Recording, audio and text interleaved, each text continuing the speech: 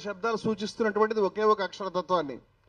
చాలా మంది పెద్దలు రామశబ్దాన్ని కూడా అలా వాడారనే మీ దృష్టికి తీసుకొస్తున్నాను. రాముడు అంటే చరాచర సృష్టికి ఆధారభూతమైనటువంటి అక్షరతత్వము.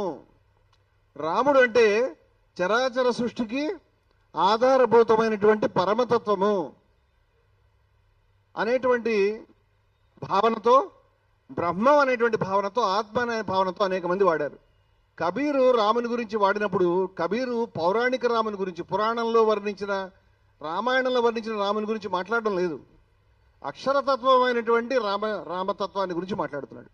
గాంధీ గారి విషయాన్ని చాలా సుస్పష్టంగా చెప్పాడు. రామరాజ్యం అంటే నేను పౌరాణిక రామరాజ్యాన్ని గురించి, పౌరాణ రాముని గురించి మాట్లాడడం లేదు, దేవుని యొక్క రాజ్యము, చాలా అందరికీ న్యాయం జరిగే రాజ్యం అని మాట్లాడుతున్నాను అని.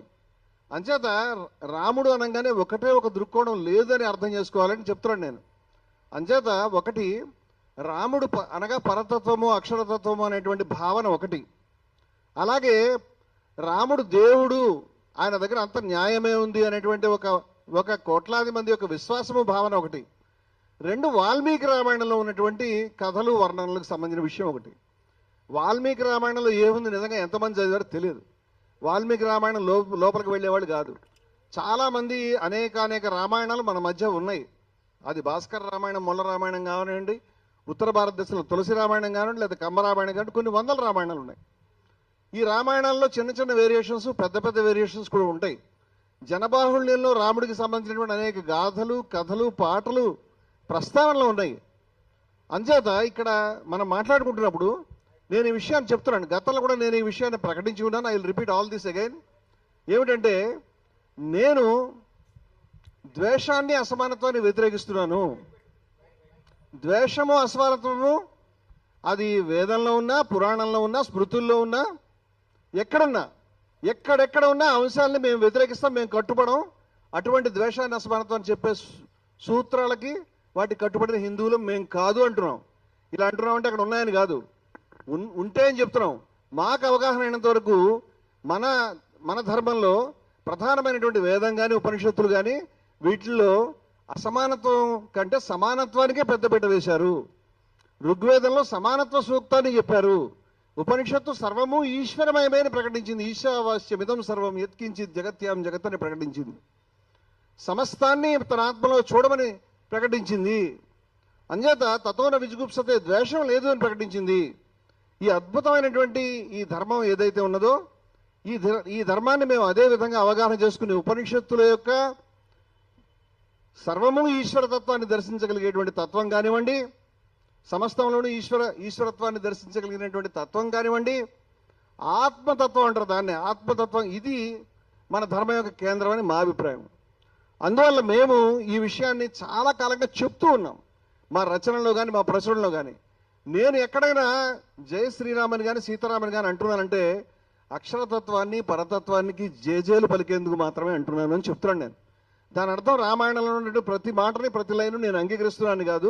నాకు తెలిసి చాలామంది అంగీకరించిన ఈ విషయాల్ని, చాలామందికి తెలియదు ఇది. ఈ మాట చెప్తే ఇట్ ఈస్ నాట్ బ్లాస్ఫెమీ, దైవదూషణ కాదు. మరొక విషయం అంటే, రామాయణంలో అనేక ప్రక్షిప్తాలు ఉన్నాయనేది నేనే కాదు, పండితులు అందరూ చెప్తారు, సంప్రదాయకులు చెప్తారు, అసంప్రదాయకులు కూడా చెప్తారు. అందువల్ల ఇవాళ నా మీద జరుగుతున్నటువంటి దాడిలో భాగంగా రమణమూర్తి ఏదైతే అయోధ్యలో జరుగుతున్నటువంటి దొంగతనం ఏదైతే ఉందో, భారతదేశంలో ఎవరైనా మాట్లాడతారో లేదు నాకు తెలియదు, 40 సంవత్సరాల నుంచి, ఫ్రమ్ 40 years హత్యలు జరిగినాయి, పూజారులను చంపేశారు. రామాలయ ప్రధాన పూజారిగా పనిచేసిన వ్యక్తి కూడా హత్యకు గురైనాడు.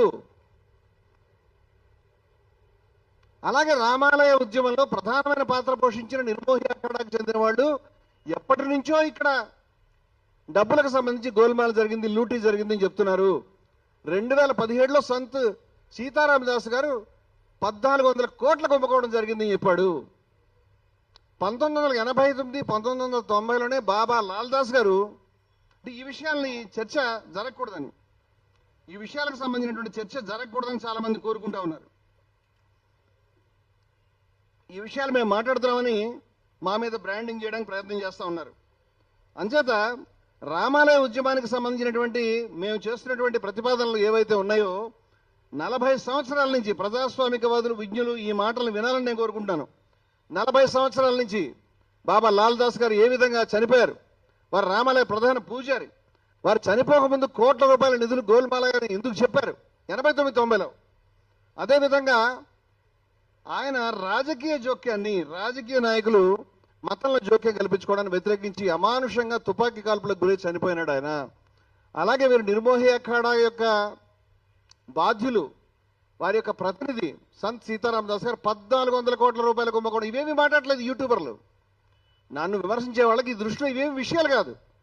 1400 కోట్ల రూపాయల కుంభకోణం జరిగింది. రామాలయంలో ప్రధానమైన రామాలయ ఉద్యమంలో ప్రధాన పక్షంగా ఉన్నటువంటి నిర్మోహి అఖాడా, వీరిని తర్వాత ఎవరైనా వస్తారు కానీ వీరి ముందు ఎవరు రారు.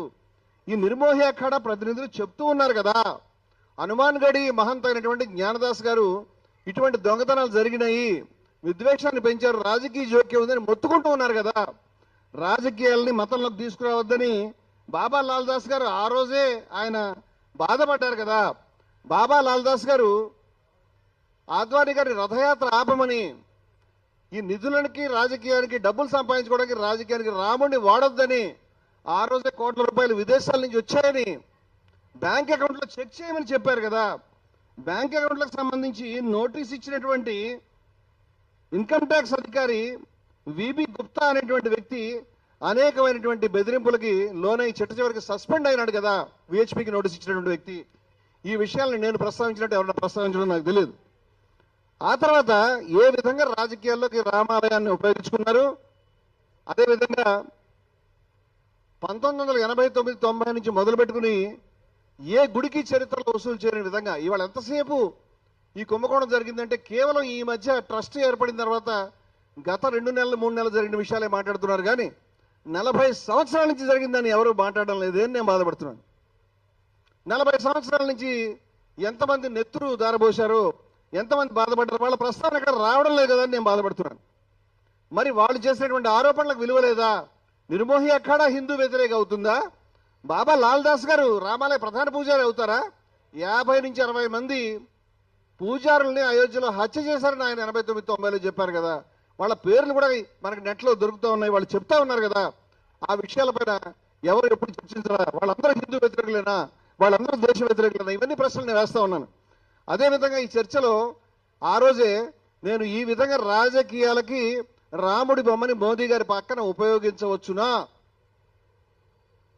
ఫ్లెక్సీల్లో రాముని బొమ్మ పెట్టవచ్చునా? అదేవిధంగా మిత్రులారా, రాముడు మోదీ గారి మీద చేరగలబడినట్టు, రామునికి మోదీ గారే ఆలంబన అయినట్టు, రాముడు ఒరిగిపోయినట్టుగా ఆయన భుజాల మీద ఉన్నటువంటి చిత్రము భక్తుల మనసుల్ని బాధించదని అడిగాను. అదేవిధంగా